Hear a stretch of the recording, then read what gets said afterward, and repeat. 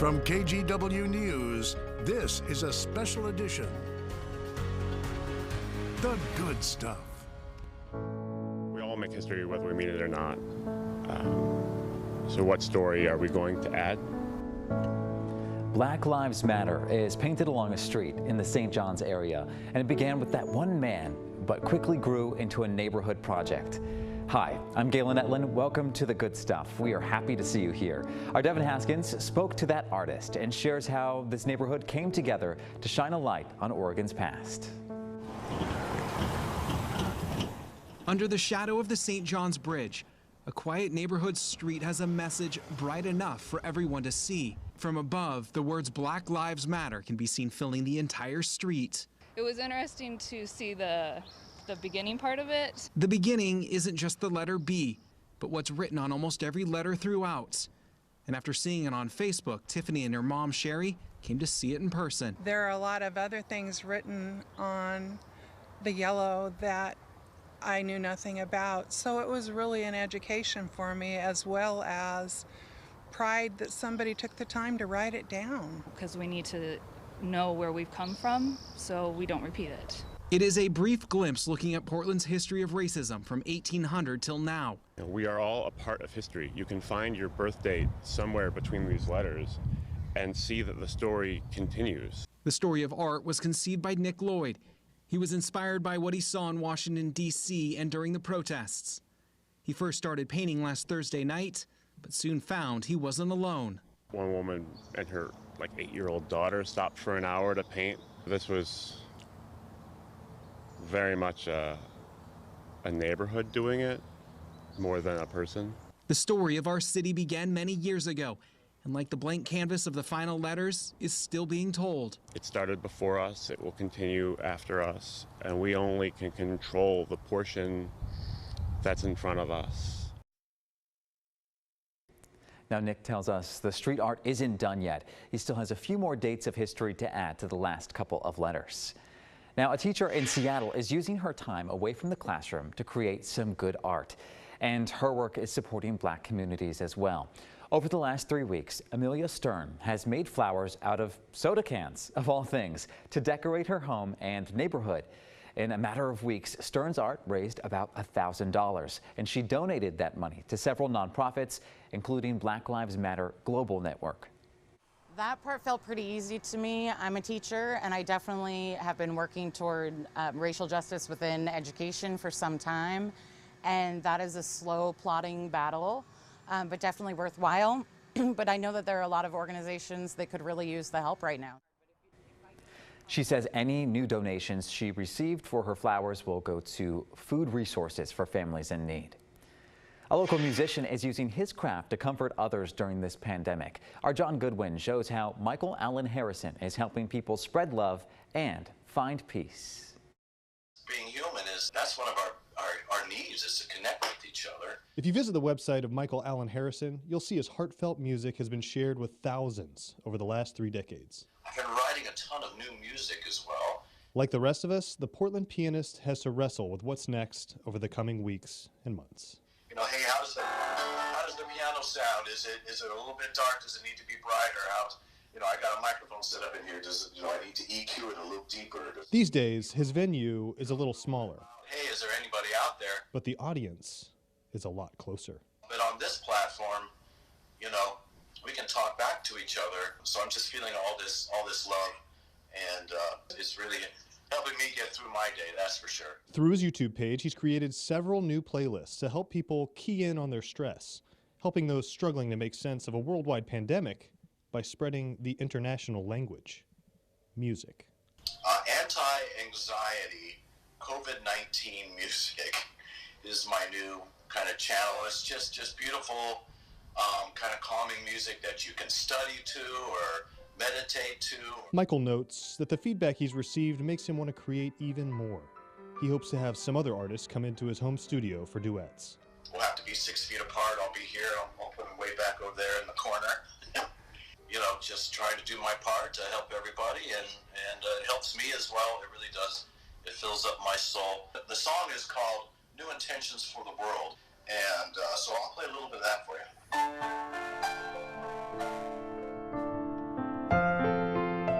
As we all are forced to connect in new ways, Michael hopes the comfort his music has already brought to so many will make optimism what is contagious. I'm your friend, and I love you all. I love this community, and I'm just trying to do the best I can with what I got, and music is what I got, so that's what I'm going to do. We appreciate him sharing his talents with us. Now, in exactly 1 month, Harrison will hold a virtual fundraiser through his nonprofit, Play It Forward. And that money raised will help provide instruments and free music lessons for local kids. You can find more information at pifmusic.org. Now, in the meantime, you can easily send us photos or videos yourself using the KGW app. Just scroll down to the Good Stuff section and click on Submit Here. Fill out the form, upload a photo or video, tag the location, and submit. It's that easy. Then watch for your photo or video here on KGW. Still ahead, rolling out the red carpet for some graduates on their big day.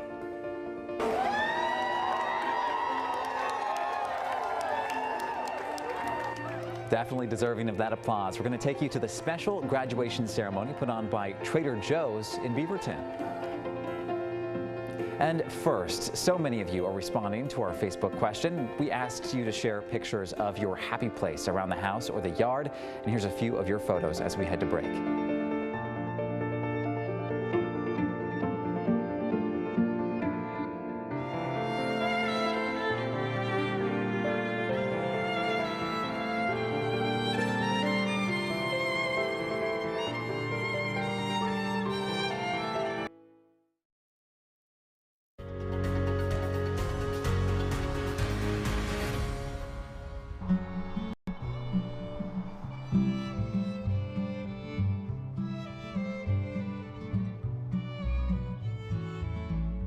Every morning, a ray of sunshine, my four saviors light up the day.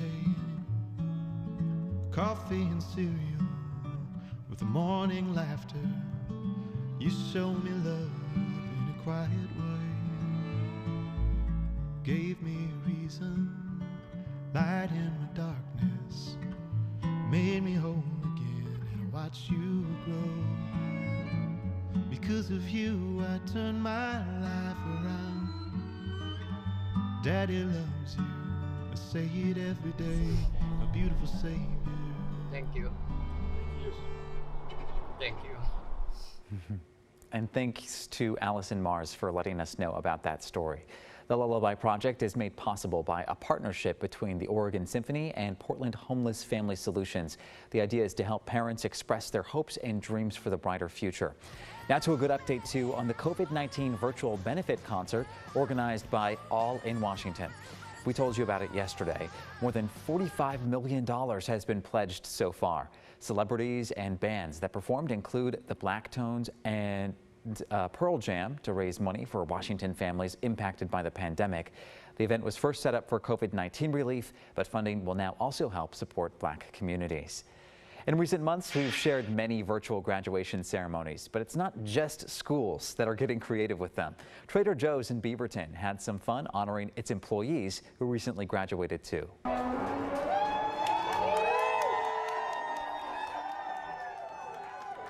The graduates got to walk down the red carpet there and onto the stage. Coworkers, family, and friends were there to cheer them on while wearing masks and keeping distance. We know they missed out on a lot and a lot of celebrations with their friends and family, and we just wanted to show our support, celebrate them, and appreciate them. He tells us one employee just graduated from college and 4 others wrapped up high school. A big congratulations to everyone there. It's a big accomplishment, especially right now. Still to come, exploring Northeast Portland in a different way. A special scavenger hunt is helping kids have fun outside of their homes. I just thought it would be a fun project to do, especially during these times when families are stuck at home and looking for things to do, activities.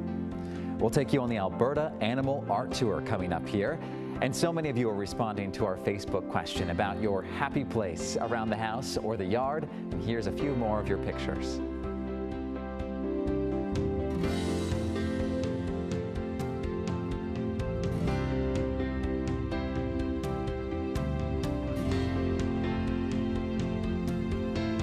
University of Oregon's OSPREY camp, U of O just announced the names of these chicks that recently hatched on campus. Meet Sabrina, Ruthie, and Satu. Those names might sound familiar. They pay homage to U of O's women's basketball players. The baby osprey got their official names through an online naming campaign. And here's some welcome news for parents, I think. A special scavenger hunt is underway in Northeast Portland, and it's sure to keep the kids busy this summer. Photojournalist Steve Retland takes us on the Alberta Animal Art Tour.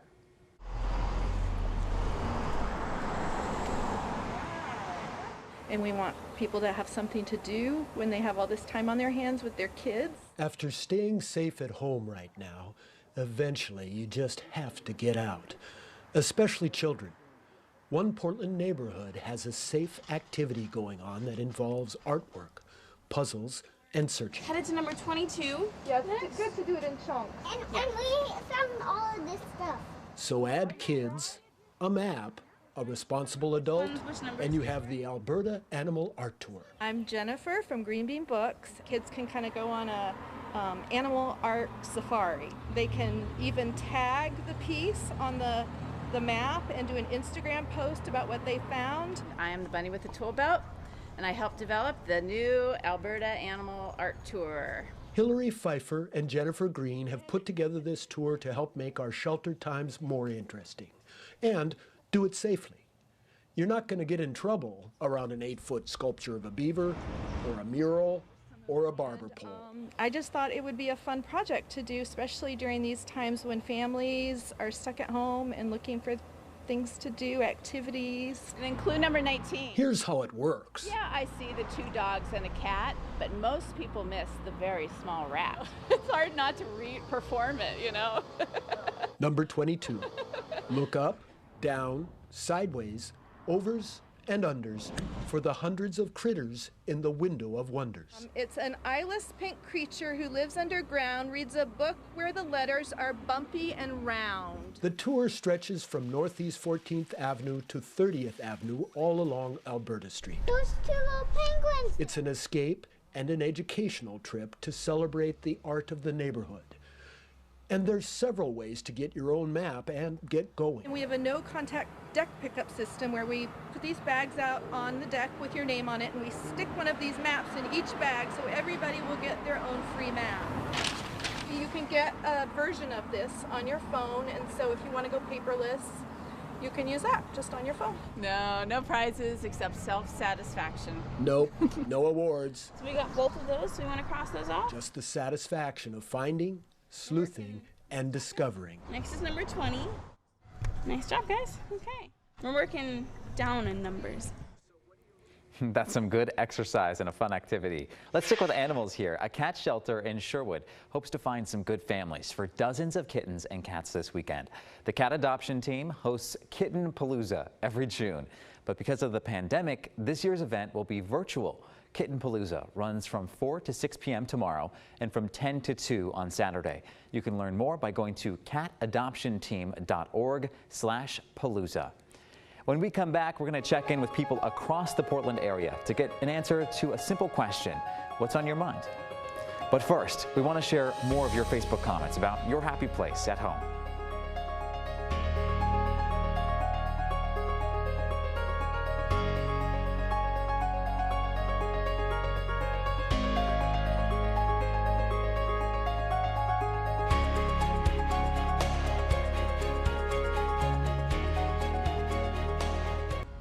Well, here on The Good Stuff, many of our stories that we share come directly from you. So we wanted to check in with you, our viewers.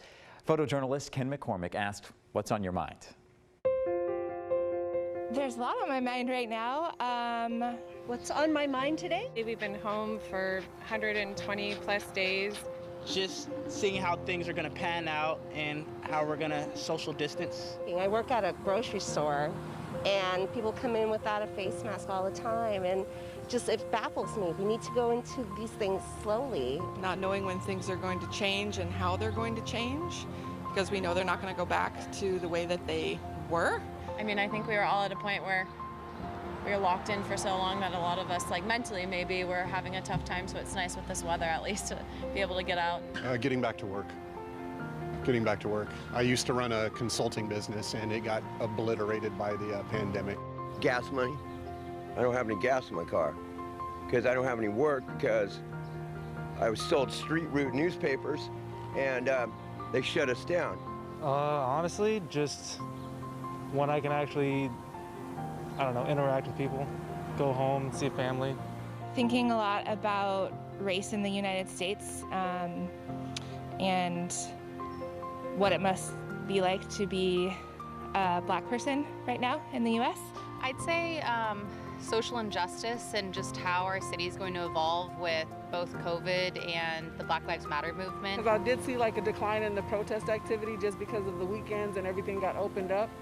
So I'm hoping that people are still there for the cause and that they're there to rally for Black lives and for defunding the police and abolition. I am Hispanic and Black Lives Matter at the top of my mind.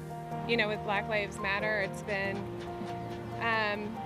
you know, I don't know, changing for this world, and thank God, it's about time. And I hope people take that energy and take it to the polls and vote in November. Life, the journey I'm going, 21, fresh, you know, it's sunny out, that's on top of my mind. Expensive parking in downtown Portland. Really? Yes. Everyone has their limits, and I think we were getting there for a lot of people. Well, after spending 3 months kind of locked away, I'm just happy. Right now, what's on top of my mind is public health and safety for everybody. Peace of mind, you know, the world is changing. Just want to make sure everybody is taking care of themselves and working on being a better person, whatever that means to you. Some beautiful and thoughtful answers. We so appreciate everyone who shared that with us. Even the one about expensive parking. He's not wrong. That resonated with me and made me laugh. Thank you so much to Ken McCormick, our photojournalist, for that piece. And thank you for joining us. We will be back here on Monday. And remember to share positive news in your neighborhood. You can text your photos and videos to the number on your screen. And tonight, we want to leave you with more of your Facebook responses, photos of your happy place. We'll see you later.